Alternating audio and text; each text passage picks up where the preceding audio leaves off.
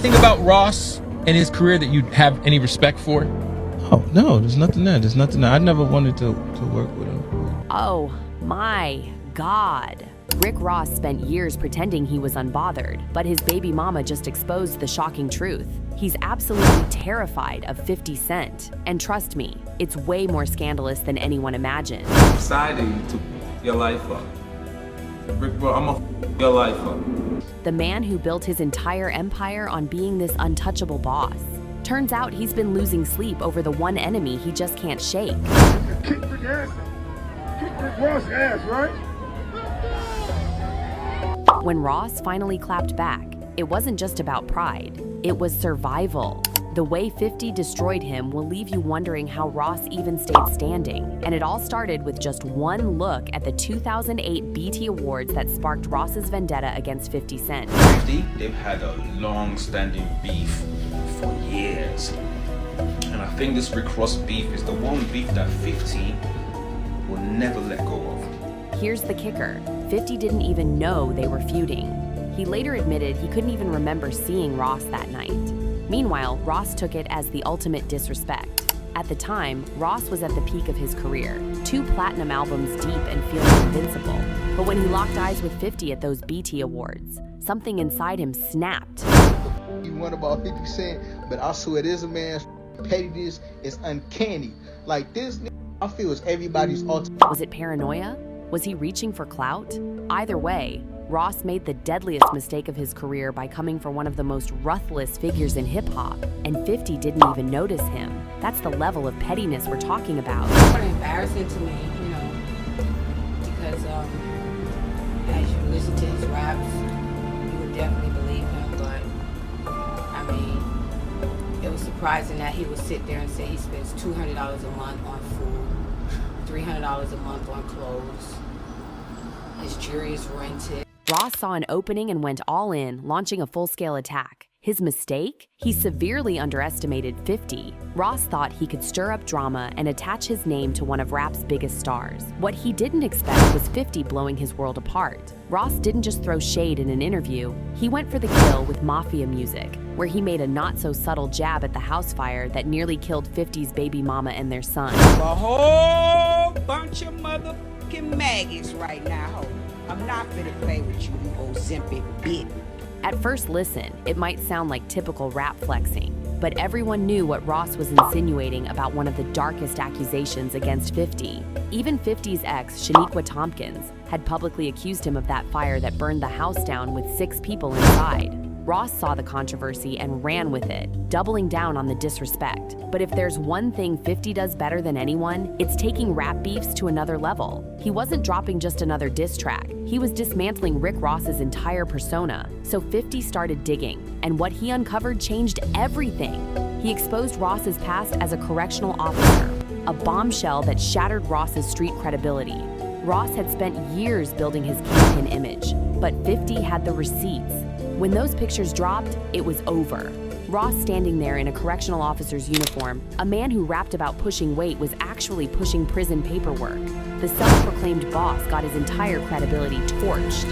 But 50 wasn't done. He went straight to Rick Ross's baby mama, Tia Kemp. Sitting down with 50, Tia aired out every humiliating detail about Ross's fake boss lifestyle. According to her, Ross was nothing but smoke and mirrors, leasing cars, renting jewelry, fronting like his life was more luxurious than it actually was. In his lyrics, he owned everything. In reality, just leasing the lifestyle. Then 50 did something Ross could never recover from. He took Tia on a shopping spree, flexing like he was the real boss. And if that wasn't disrespectful enough, 50 flew Ross's son to Vegas with Floyd Mayweather, snapping pictures of them living it up. Ross was silent. He couldn't do anything to undo it, too. But then 50 made a critical mistake. He took things too far by leaking a tape featuring Ross's other baby mama, Lastonia Leviston. This backfired hard, costing 50 a massive $5 million lawsuit. It stung so bad he filed for bankruptcy. For the first time in this war, 50 actually took an L.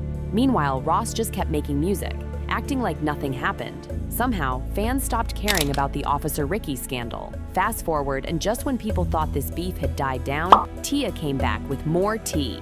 She jumped on Instagram Live to tell the world that Ross is still terrified of 50. Why? Because 50 knows too much. She hinted Ross might be tangled in something way darker than just rat beef.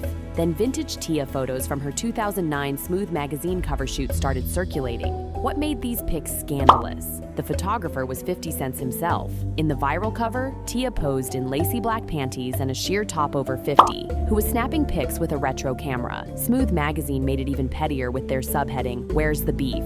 They even let 50 introduce Ross's baby mama in the magazine. 50 handpicked Tia for this moment and made sure Ross knew exactly who was behind it all. These two are still taking shots today. The latest? Ross linking up with Big Meech after his prison release, a move that had 50 fuming since he's the executive producer of the BMF TV series. 50 saw it as the ultimate betrayal. 50 responded with a giant rat meme captioned, "I think I'm Big Meech," claiming Meech made a huge mistake by distancing himself from Tammy Hicks, Meech's former assistant who allegedly became an FBI informant. But if anyone loves clowning Ross as much as 50, it's Tia. She recently dragged Ross into Diddy's freak-off party scandal, claiming Ross was mixed up in the same shady business that got Diddy hit with federal trafficking charges. She called him Diddy Doula, suggesting involvement in those wild parties Diddy's being investigated for. Tia fired off at Ross to check on his friend, throwing massive shade at their past parties and social media bromance. And trust me, she came with receipts and wasn't afraid to name names.